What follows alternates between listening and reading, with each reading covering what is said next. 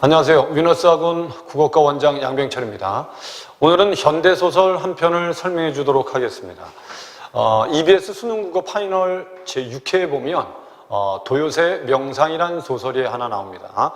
이 소설이 대부분 학생들은 상황 이해를 잘 못해서 문제를 틀리는 경우가 좀 있습니다. 여러분들이 꼭 알아야 될 건 소설도 중심 내용이 있다는 걸 꼭 아셔야 됩니다. 인물을 중심으로 하는지 아니면 사건을 중심으로 하는지 아니면 배경을 중심으로 하는지가 여러분들이 파악해야 될 내용 중에 하나입니다. 그 다음에 인물을 중심으로 하더라도 과연 이게 인물의 심리를 나타내기 위해서인지 아니면 인물의 성격을 나타내기 위해서인지를 알아야 됩니다. 그것과 동시에 여러분들이 서술상의 특징을 동시에 파악한다면 더없이 아주 효과적인 독해를 했다고 보실 수 있습니다. 이 도요새에 관한 명상도 가장 중요한 소재가 뭐겠습니까? 도요새입니다. 그렇죠. 이 도요새에 대해서 결국 두 인물이 서로 다르게 느끼고 있다는 게 가장 중요한 겁니다. 첫 번째 질문을 한번 보겠습니다. 앞부분의 줄거리에 보면 병식은 형과 아버지에 대한 반항으로 방탕하게 생활하다가 유흥비를 마련하기 위해서 강가에서 철새를 밀렵해서 박제하는 사람에게 넘긴다. 병식의 형 병국이가 있다. 일단 인물 파악을 잘해야 됩니다. 소설은 일단 여기 병식이라는 인물이 있어요. 그 다음에 병식의 형 병국이라는 인물이 있습니다. 이해됐죠? 그래서 병국은 대학에 다니다가 시국 사건에 연루되어 제적당하고 낙향합니다. 그러던 중에 환경 문제에 관심을 갖고 철새들이 사라지는 원인을 조사하게 되고, 그 다음에 병식의 아버지는 이라고 되어 있죠. 병식의 아버지 동그라미 쳐놓으세요. 자, 병식의 아버지가 있다. 병식의 아버지는 인물 파악은 정확히 해야 돼요. 원래 여러분 소설에서 가장 중요한 요소들이 뭡니까? 인물, 사건, 배경입니다. 그 다음에 내가 분명히 수업 시간에 많이 얘기했습니다. 소설은 무슨 문학이다? 갈등 문학이다. 그래서 그 갈등의 원인을 찾으면 뭐를 찾을 수 있다? 주제를 찾을 수 있다. 이렇게 내가 얘기한 적이 있습니다. 여러분들은 소설을 읽을 때 서술상의 특징과 함께 가장 중요한 대상이 뭔지를 여러분들이 찾을 수 있어야지 올바른 독해를 한 겁니다. 그 밑에 보면 병식의 아버지는 북에 약혼녀를 남겨두고 내려온 실향민으로 무식한 수환가인 아내와 체념하던 살아가고 있다. 이 수환가는 밑줄 그어놓으세요. 수환가란 말은 일을 잘 꾸미는 사람을 뜻합니다. 알았죠? 그래서 수환가인 아내와 체념하듯 살아가고 있습니다. 여기까지가 앞부분 줄거리예요. 그럼 앞부분 줄거리를 보면 각각 인물들이 어떤 특징이 있는지를 알 수 있습니다. 그러고 나서 이제 가지문에 보면 나라는 말이 나옵니다. 됐죠? 나라는 말이 나와요. 그럼 당연히 시점이 무슨 시점이라는 걸 알 수 있어요? 1인칭 시점이라는 건 알아야 됩니다. 됐죠? 그래서 나는 막힘없이 탁 트인 바다 구경을 좋아했고 그 바다를 보러 다니다가 동진강 하구의 삼각주가 철새나 나그네새의 유명한 도래지임을 알게 되었다. 사철을 가리지 않고 특히 봄, 가을의 환절기가 돌아오면 사흘이 멀다 하고 나는 동진강 하류에 개펄을 찾곤 했다. 학교 근무가 끝나면 영 집발이 붙지 않아서 집으로 가는 발이 붙지 않아서 도시락 가방 안에 소주 한 병을 챙겨 넣고 석교천 방축길로 자전거를 달렸다. 비가 오는 날이면 한 손에 우산을 받쳐들고 빗물인지 땀인지 모를 물기를 우산 든 소매 깃으로 닦아가면서 힘주어 페달을 밟아서 나는 개펄을 갑니다. 꼭 숨겨둔 여자라도 만나러 가는 그런 뜨거운 마음이었습니다. 다 누구의 심리입니까? 나의 심리입니다. 나의 심리. 나는 개펄을 가는 걸 좋아합니다. 그럼 당연히 밑에 뭐가 나와야 될까요? 왜 개펄을 가는 걸 좋아하는지 이유가 나와야 됩니다. 소설은 반드시 인과관계로 되어 있습니다. 모두 다 그런 건 아닙니다. 원래 필연성을 띄는 게 맞지만 우연적 사건도 있긴 있습니다. 하지만 이유는 반드시 나오게 되어 있습니다. 그래서 어떤 사건이 나오면 이 사건이 왜 일어났는지가 나오게 되어 있고요. 인물이 A라는 감정을 가지면 왜 이런 감정을 갖는지 이유가 나오게 되어 있습니다.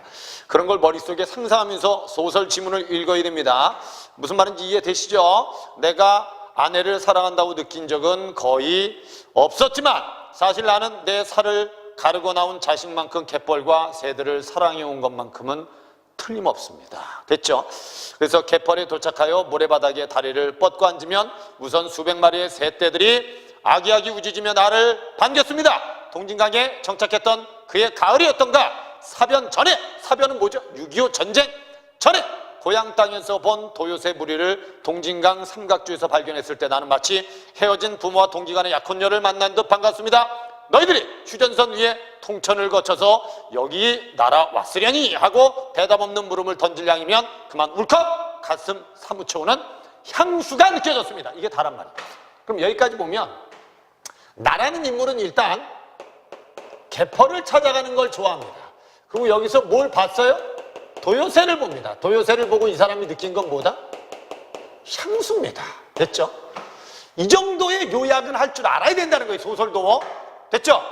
향수가 내 심사를 못 견디게 긁어놓곤 했습니다. 가져온 술병을 기울이면서 나는 새떼들과 많은 대화를 나누었어요. 내가 말하고 내가 새가 되어서 대답하는 그런 대화를 누가 이해하겠습니까? 새가 고향 땅에 부모님이 되고 또 형제가 되고 또 어떤 때는 약혼녀가 되어 나에게 들려주던 그 많은 이야기를 나는 기쁨에 들떠서 때때로 서름에 젖어서 화답하는 그 시간만이 내게는 살아있는 진정한 시간이었습니다. 끊어버리세요. 여기까지가 현재입니까? 과거입니까? 과거입니다. 그렇죠. 과거에는 이랬다는 겁니다. 과거에는 나는 지금 개펄을 좋아했고 그 다음에 도요새를 보면 나는 향수를 느꼈다. 이게 답니다. 근데 그 뒤에 보면 그러나 세모 쳐놓으세요. 그러나 현재는 그렇지 않다의 뜻입니다. 이해됐습니까? 현재는 그렇지 않습니다. 세월의 부침 속에 고향에 대한 나의 향수도 차츰 식어만 갔습니다. 이제 개펄도 내 인생과 함께 황혼을 맞아 명상의 장소로 내 마음에 넓게 자리 잡고 있을 뿐이었습니다. 그래서 지금 보는 바다는 예전보다 파도가 훨씬 높았고 헤엄을 쳐 북상을 하면 며칠 내에 고향에 도착할 수 있을 것 같던 그 넓이가 더욱 까마득하게 넓어졌습니다.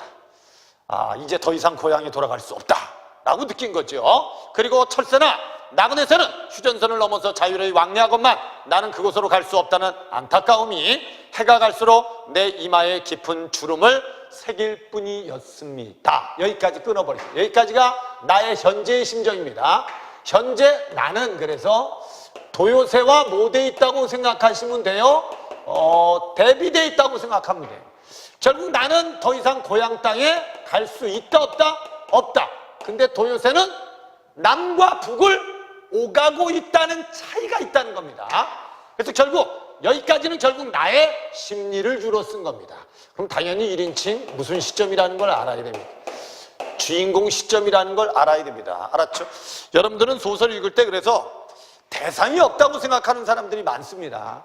그냥 막연하게 읽는 사람들이 있어요. 아닙니다. 분명히 대상이 있고 그 대상이 왜 나타났는지 이유가 반드시 드러나게 되어 있습니다. 그러니까 이런 소설을 읽으면서 연습을 좀 하셔야 돼요. 알았죠? 그래서 나가 과연 누구겠습니까? 병식의 아버지라고 봐야 됩니다. 이해됐죠? 앞부분의 줄거리 보면 이 나라는 인물이 분명히 병식의 아버지다.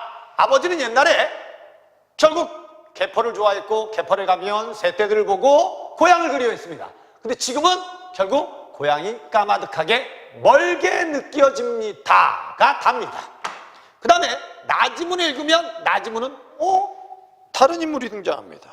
중략 부분 줄거리를 보겠습니다. 아버지는 군 통제구역에 들어갔다가 붙잡힌 병국을 데리고 오면서 병식이 밀렵금들과 한때라고 말하는 병국의 말을 듣고 형제가 다투지 않기를 바랍니다. 그러나 둘은 철새 밀렵 문제로 크게 싸웁니다. 알았죠?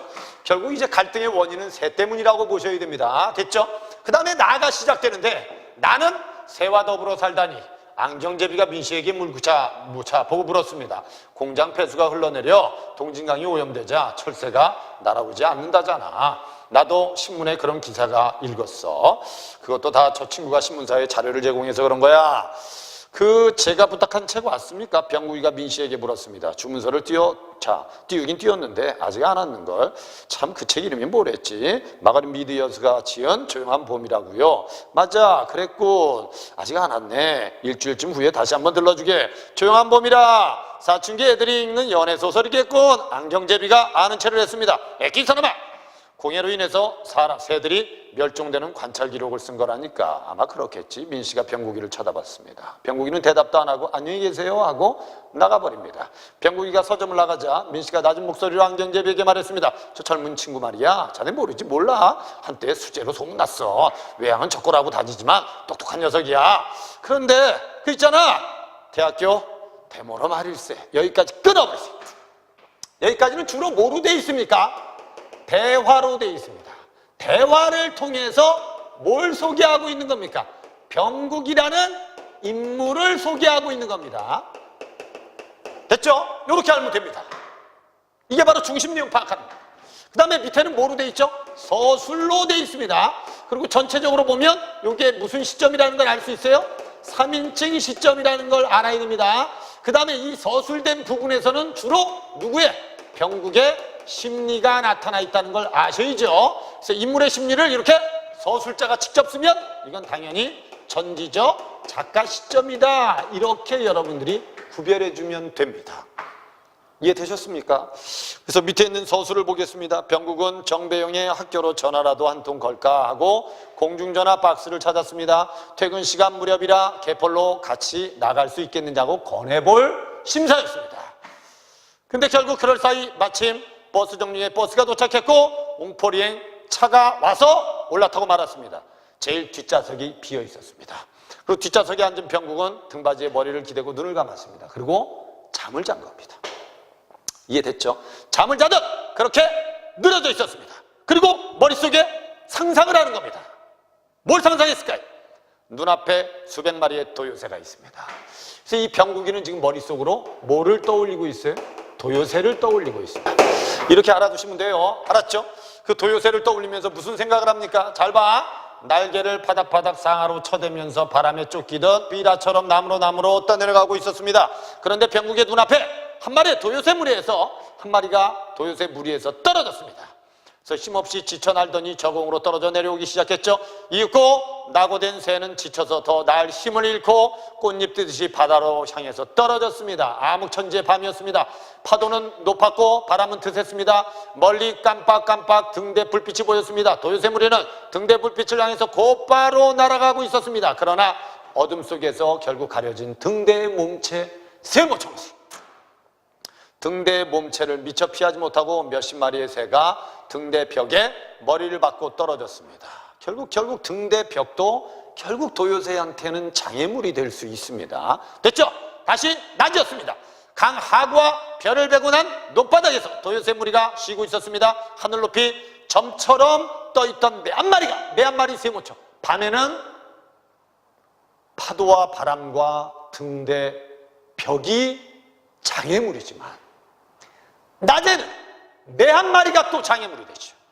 그래서 매 한 마리가 갑자기 수직으로 쏜살같이 떨어져 왔습니다. 매는 미처 날 틈도 못 찾고 쫓음걸음을 하고 있는 도요새 한 마리를 포획했습니다. 포획당한 도요새는 매 날카로운 발톱에 몸통이 찍힌 채 결국에 저렇게 울통한 다른 도요새 무리는 재빠르게 창공으로 날아올랐죠. 또 사냥꾼 세모청수.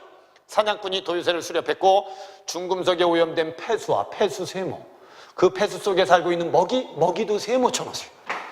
도요새의 새로운 적이었습니다. 적에다 세모천하. 그럼 도요새가 살아가는데 적이 많다니 적다니? 엄청나게 많답니다. 무슨 말인지 이해되죠? 그래서 그 적으로 부상되었습니다. 자유로운 삶의 터를 찾아서 고통의 길고 긴 도정 중에 나는 나동그라미 낙오된 도요새가 아니에요. 그래서 여기서는 이 병국이라는 인물하고 도요새가 무슨 시대에 있다고 생각하시면 됩니까? 동일시대에 있습니다. 여기서 분명히 나라는 사람은 도요새와 나는 이제 더 이상 고향에 갈 수 없다. 근데 저 도요새는 남과 북을 자유롭게 오가지 않느냐. 그래서 대비되어 있지만 여기서 병국과 도요새는 동일시대에 있습니다. 대열에서 낙오되는 그 수요가 몇백 마리 아니 몇천 마리 중에 하나일지라도 내가 바로 그 하나가 되어 죽어버린 것은 아닐까? 설령 이렇게 숨쉬며 살아있어도 혼이 빠져버린 가사 상태일지도 몰랐다. 스스로 괴롭히는 자책이 꼬리를 물었다. 자책에다 동그라미 쳐주세요. 여기까지는 결국 도요새를 상상하면서 병국이가 뭐하고 있는 모습이라고 생각하시면 돼요? 자책하는 심리다. 이렇게 생각하시면 됩니다. 이해되셨죠? 이게 결국 버스에 기대서 잠을 자듯이 눈을 감고 있으니까 머릿속에 이런 장면들이 떠오르면서 스스로 자책을 하고 있는 병국의 모습이다. 이렇게 생각하면 되죠. 그러고 나서 밑에 종점에 손님 내리세요. 병국이가 눈을 떴을 때 버스는 종점에 도착했습니다. 이게 다란 말이에요. 그래서 이 소설 지문이 이 정도 지문이면 뭐 이렇게 크게 긴 지문은 아닙니다. 근데 원래 작년도 수능시험에는 평론 하나, 고전소설 하나, 현대소설 한 편이 같이 나와서 학생들이 지문이 너무 기니까 부담을 좀 느껴서 문제 푸는데 어려움을 좀 겪은 적이 있습니다. 올해도 그렇게 출제될 가능성도 없지 않습니다. 현대 소설 중에서 도요새에 관한 명상은 아주 중요한 소설 중에 하나입니다. 여러분들 이거 충분히 보면 여러분들 이 중심 내용만 여러분들이 충분히 파악할 수 있으면 됩니다. 이게 주제가 뭐냐? 이거는 나중에 뒤에 다 설명이 나오게 되어 있습니다.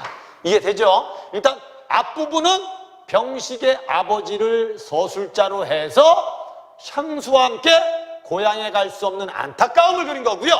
결국 나에서는 서술자가 작가고 작가가 병국이의 심리를 제시하고 있는 소설이다. 이렇게 알아두시면 돼요. 둘의 공통점은 결국 여기도 도요새, 여기도 도요새. 중심 소재는 도요새다. 알았죠? 근데 인물들이 느끼는 도요새에 대한 태도가 같다, 다르다? 다르다. 이렇게만 파악하시면 충분한 겁니다. 됐죠? 그리고 문제를 봐야 됩니다. 26번 문제. 가와 나의 서술 시점에 대한 설명으로 적절한 겁니다. 가는 1인칭 주인공 시점이고 그 다음에 나는 전지적 작가 시점이다. 이걸 알면 3번이 답이라는 걸 분명히 찾을 수 있습니다. 거기 1번에 뭐라고 돼 있어요? 가와 나는 모두 작품 속의 인물이 주관적인 입장에서 자신의 심리를 서술하고 있다. 나는 아닙니다. 가는 요약적 제시를 통해서 인물의 행동을 객관적 X 1인칭 주인공 시점은 객관적일 수가 없어요. 나는 작품 속의 인물 말이 안 되잖아요. 그죠? 3번에 가는 작품 속의 인물이 주관적인 입장에서 자신의 심리를 이야기하고 있고 나는 작품 밖에 서술자가 등장인물의 심리를 파악하여 제시하고 있다. 정확히 맞는 설명입니다. 됐죠? 나머지는 볼 필요 없습니다. 4번의 객관적인 입장 잘못된 말입니다. 됐죠? 그 다음에 밑에 5번에 보면 가는 작품 밖의 인물 잘못된 말입니다. 충분히 구별할 수 있잖아요. 27번 문제. 이제 설명이 나옵니다. 보기에 보면 이 작품은 1970년대 산업화로 인해서 환경 문제와 분단 밑줄 그어놓으세요. 그럼 여기서는 무슨 문제가 다뤄졌죠? 환경 문제가. 나에서는 여기서는 뭐가 다뤄졌죠? 분단의 문제가 다뤄지고 있다는 건 이제 여러분들이 읽고 나서 알 수 있는 거 아닙니까? 됐죠? 그래서 분단으로 인한 실향민의 슬픔을 다룬 소설이다. 동진강 하구를 배경으로 다양한 방식으로 살아가는 한 가족을 중심으로 일어난 사건들을 이야기하고 있다. 그들 간의 갈등을 통해서 당시 사회 문제를 제시했는데 이러한 갈등을 극복하여 결국에는 밑줄 그어 순수한 인간성을 회복하고자 하는 소망이 그려져 있다. 됐지? 그러면 우리는 이 소설에서 순수한 인간성 회복을 상징하는 대표적인 소재가 뭘까? 그러면 우리는 도요새란 단어를 떠올릴 수 있어야 됩니다. 그래서 밑에 가에서 산업화로 인한 환경 문제가 사회 문제로 대두되고 있다는 상황이 사실적으로 이 가는 환경 문제가 아닙니다. 환경 문제를 다룬 건 나지문입니다. 나지문. 됐죠? 답은 그럼 1번이 답이라는 걸 알 수 있습니다. 무슨 말인지 이해되시죠? 그 다음에 2번에 가의 도요새가 나에서 떠나온 북을 떠올리게 한다는 점에서 도요새는 분단으로 인한 실향민의 슬픔과 고향에 대한 그림이 나타나 있고 나의 도요새는 병국에게 환경 문제와 관련된 고통받는 존재로 그려져 있으며 병국은 그들을 보호해야 한다고 느낀다는 점에서 순수한 인간성을 회복하고자 하는 인물이 바로 누구다? 병국이다 라고 알 수 있다는 거예요. 이해되셨죠? 됐습니다. 밑에 나의 동진강은 병식과 같은 사람들에 의해서 도요새가 밀렵되고 있는 공간으로 병국에는 순수성이 훼손되는 공간이라고 볼 수 있습니다. 연관시킬 수 있잖아요. 그 다음에 병국이 가족인 병식과 갈등하면서도 신문사에 자료를 제공하는 건 사회 문제 해결을 위한 노력이다. 이렇게 보시면 됩니다. 그럼 결국 병국이가 도요새를 지키고자 하는 건 순수성을 회복하고자 하는 소망이 있다고 보시면 됩니다. 됐죠? 이렇게 보기가 제시되면 우리는 이 소설의 주제를 이해할 수 있는 겁니다. 문학은 이렇게 접근하는 게 중요합니다.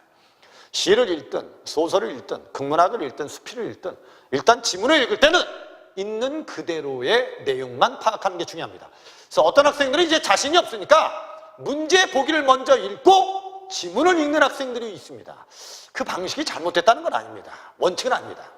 하지만 여러분들이 편한 대로 본인들이 지문 읽을 때 편한 상태를 선택해서 여러분들이 시험장으로 가서 시험을 보시면 됩니다. 그 다음에 28번 문제는 다음 밑줄 친 기억의 상황에서 나가 했을 말로 가장 적절한 건 뭐겠습니까? 기억의 상황이 뭐죠? 기억의 상황이 가져온 술병을 지우리며 나는 새떼들과 많은 대화를 느꼈다. 뭘 느끼니까? 새떼들 통해서 뭘 느끼니까? 고향에 대한 그리움, 형제간에 대한 그리움. 됐죠? 약혼녀에 대한 그리움. 무슨 말인지 이해됐습니까? 그러면 답은 5번이 답이라는 걸 알 수 있습니다. 됐죠? 설명은 여기까지 하겠습니다. 그러니까 소설을 읽을 때 오늘 수업의 핵심은 대상이 꼭 있다. 그게 인물일지 사건일지 배경일지 모른다.